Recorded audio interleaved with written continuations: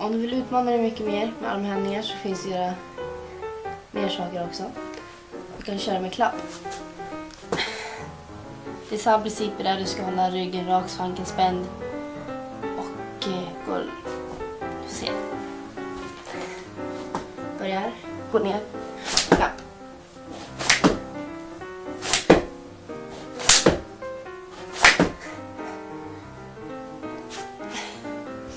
Börja klapp och försöka med en armhävning bredvid. Nästan. Åh, Gud.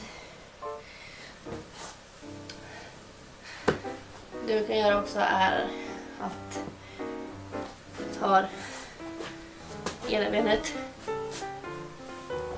Du tar ena benet och häller det framåt. Ungefär så här.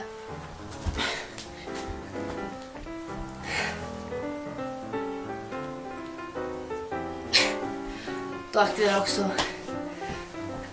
aktiverar också låren, rumpan. Och det är ganska jobbigt. Så, det var dagens övning. Så lycka till!